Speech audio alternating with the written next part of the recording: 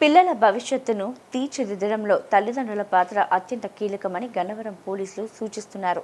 పిల్లల ప్రవర్తన, స్నేహాలు, మొబైల్ వినియోగం, రోజువారీ అలవాట్లపై తల్లిదండ్రులు ఎప్పటికప్పుడు పర్యవేక్షణ కలిగి ఉండాలని సూచించారు. బాధ్యతను విస్మరిస్తే పిల్లలు తప్పుడు మార్గంలో నడిచే ప్రమాదం ఉందని, దాని ప్రభావం వారి భవిష్యత్తుపై పడుతుందని హెచ్చరించారు. ప్రేమతో పాటు క్రమశిక్షణ, మంచి విలువలను నేర్పిస్తే పిల్లలకు సరైన మార్గదర్శకత్వం అందించడం ప్రతి తల్లిదండ్రి బాధ్యత అని గన్నవరం పోలీసులు తెలిపారు. గన్నవరం పోలీస్ స్టేషన్ ఎస్ఏ ఈ మధ్యకాలంలో అనగా మొన్న 14 తారీఖున జరిగిన ఒక స్కూల్ గొడవలో స్కూల్లో క్రికెట్ ఆడుకుంటున్న 2 టీముల మధ్య జరిగిన ఒక విచారకరమైన సంఘటన. ఈ కాలంలో కొట్టుకోవడంతో ఒక విద్యార్థి, ఒక చదువుకునే ఒక స్టూడెంట్, మైనర్ బాలుడు మరణించడం జరిగింది. ఇది ఒక చాలా విచారకరమైన సంఘటన.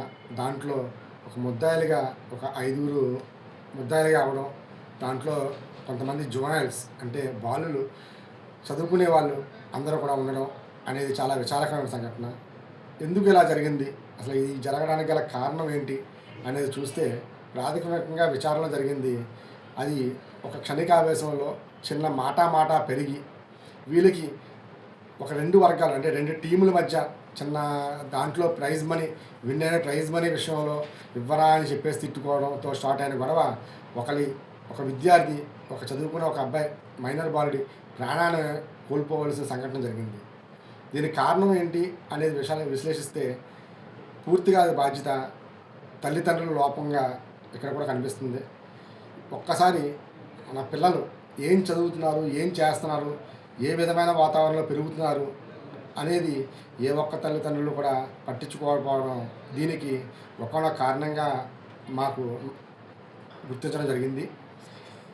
ప్రధానంగా ఏంటంటే తల్లిదండ్రులు ఎంతసేపు కూడా పిల్లల్ని పెంచుతున్నాం, వాళ్ళకి మేము కష్టపడుతున్నాం, వాళ్ళు ఎటువంటి మా కష్టం ఎవరో పడకూడదు అనేది ప్రధానంగా అనుకుంటున్నారు తప్ప, అసలు మేము ఈరోజు కష్టపడుతున్నాం అంటే ఎందుకు ఈరోజు వాళ్ళు కష్టపడుతున్నారు అనేది అంటే గతంలో వాళ్ళకి చదువుకోవడానికి అవకాశం లేక ఈరోజు కష్టపడుతున్నారా, లేదంటే ఆ రోజున అవకాశం ఉండి కూడా చదువుకోలేక కష్టపడుతున్నారా అనే విషయాన్ని కూడా పిల్లలకి తల్లిదండ్రులు చెప్పలేకపోతున్నారు. ఒకటి అది కాకుండా అదేవిధంగా మేము కష్టపడుతున్నాం, రేపొద్దు మా పిల్లలు కష్టపడకూడదు అంటే వీళ్ళు ఏ విధంగా కష్టపడుతున్నారు తల్లిదండ్రులు అనే విషయం కూడా పిల్లలకి తెలియకుండా పెంచడం అనేది ఈ యొక్క సంఘటనకి ప్రధాన మూలం. ఇందులో ఆల్రెడీ చనిపోయిన కుర్రాడు వాళ్ళ పేరెంట్స్ కూడా ఒక లారీ డ్రైవర్గా పనిచేస్తాడు. వాళ్ళ తన తల్లి కూడా చిన్న కూలి పనులు చేసుకుంటూ జీవనం సాగిస్తున్నారు. ఆ చనిపోయిన కుర్రాడి వయసు 16 సంవత్సరాలు. అదేవిధంగా దాంట్లోనే ఆపోజిట్ టీంలో పాల్గొని ఆ చనిపోవడానికి గల కారణమైన కుర్రవాళ్ళు ఎవరైతే ఉన్నారో వాళ్ళు వయసు ఒక అబ్బాయి వయసు 19 సంవత్సరాలు వచ్చినాయి.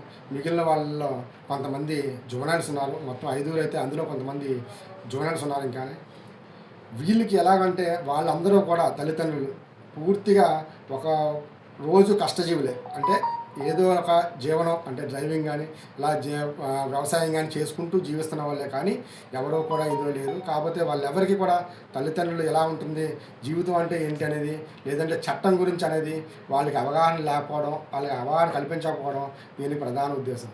ఈ రోజున ఎంతమంది తల్లిదండ్రులు వాళ్ళ పిల్లల కోసం కనీసం 1 గంట సేపు అన్నా సరే, కనీసం 1 గంట సేపు వెచ్చిస్తున్నారా?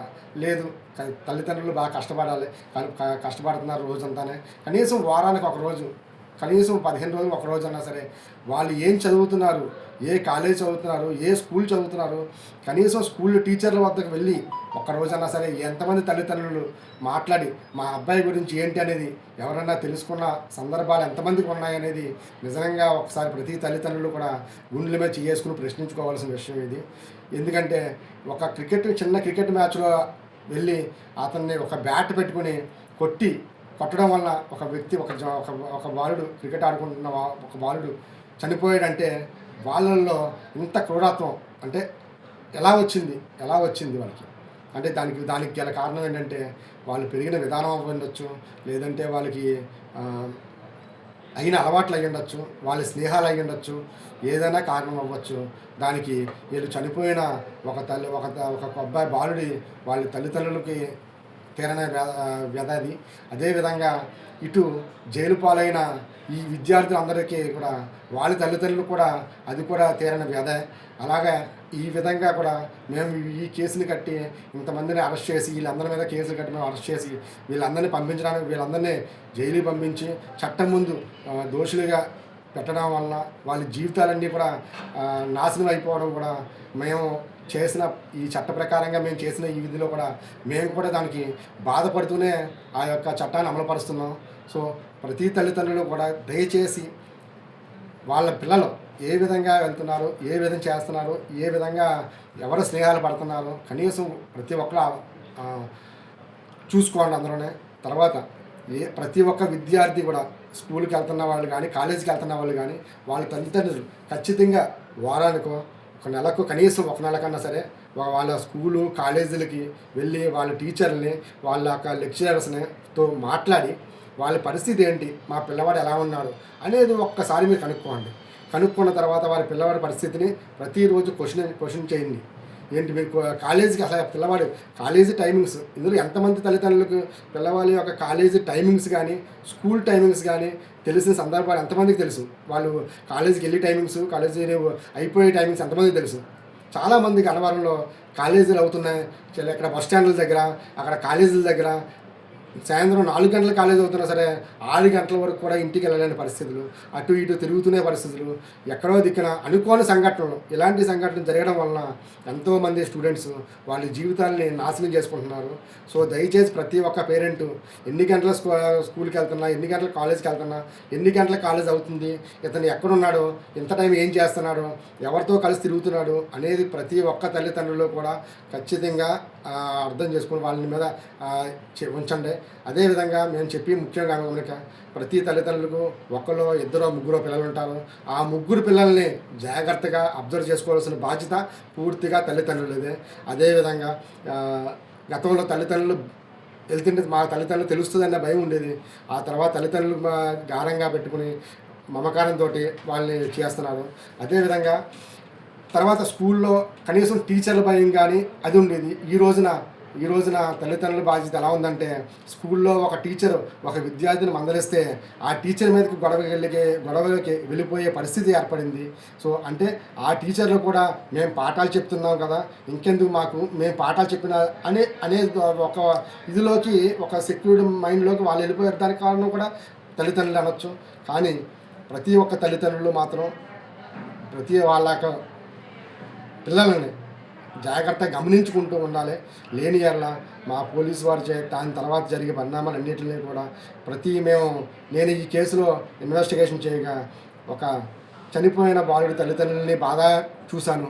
అదేవిధంగా ఈ కేసులో ముద్దాయిలుగా చేర్చబడి ఈరోజు జైల్లోని అదేవిధంగా జువెనైల్ హోమ్లోని ఉన్న వాళ్ళ తల్లిదండ్రుల బాధనే నేను చూశాను. దయచేసి ఈ బాధ ఏ తల్లిదండ్రులకు ఉండకూడదు అని చెప్పేసి నేను కోరుకుంటున్నాను. సో దయచేసి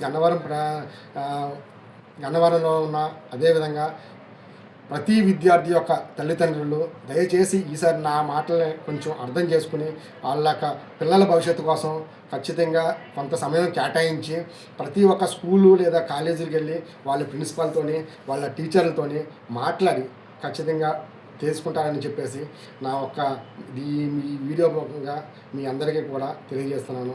మీకు ఏ విధంగా అయినా సరే మీ పిల్లవాళ్ళు తప్పుడు మార్గంలో వెళ్తున్నా సరే దాన్ని మీరు కంట్రోల్ చేయలేని పక్షంలో, అదేవిధంగా మీ యొక్క కంట్రోల్ చేయలేని పక్షంలో ఖచ్చితంగా పోలీసు వారి నోటీస్ తీసుకొస్తే మేము కౌన్సిలింగ్ సెంటర్స్కి వాళ్ళకి మేము రిఫర్ చేసినా సరే వాళ్ళని మంచి మార్గంలో తీసుకురావడానికి మా సాయశక్తుల ఈ పోలీసు వ్యవస్థ సాయశక్తుల మేము ప్రయత్నం చేస్తామని చెప్పేసి ఈ వీడియో ముఖంగా నేను తెలియజేసుకుంటాను.